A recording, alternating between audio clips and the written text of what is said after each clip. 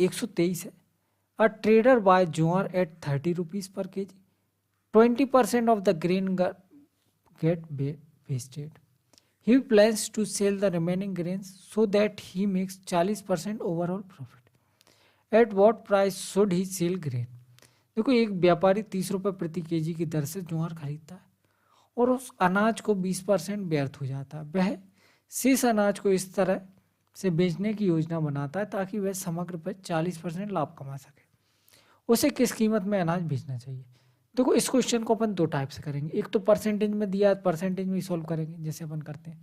20% का मतलब 1/5, तो 5 में से 1 वेस्ट हो गया, बचा कितना? 4। अब ये वेस्ट हो गया तो इस पर 100% का लॉस हो गया। आप बोलो हाँ सर बिल्कुल ठीक है। ओवरऑल उसको चाहिए 40% का फायदा, तो यहाँ कितना चाहिए अपन को निकालना है। कैसे निकालेंगे? देखो, यहाँ डिफरेंस कितने का आ गया? 140 का डेविएशन। यहाँ कितने का आएगा? +40, तो इसकी वजह से, और 140 इसकी वजह से।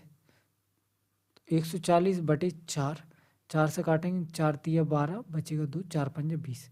ओवरऑल आ गया 75%। मतलब उसको 75% एक्स्ट्रा में बेचना पड़ेगा। 30 का 75% कितना हो जाएगा? 30 का 75% कितना हो जाएगा? देखो, 75 तिया हो जाएगा 22.5।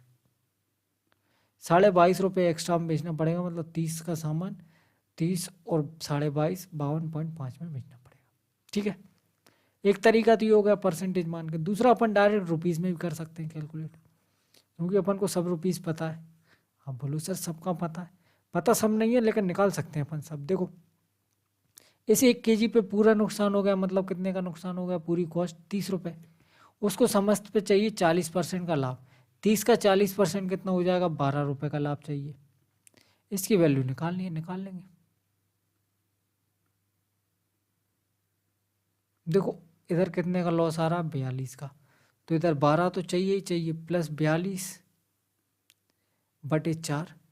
4 से इसको काटो, 4 एकम 4, 2 नहीं जाएगा, 0 पॉइंट लगाएंगे, 4 पंजे 20, 10.5। 12 + 10.5 कितना हो जाएगा? 22.5।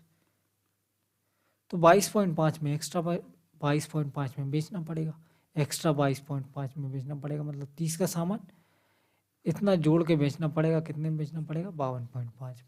ठीक है, ऐसे भी कर सकते।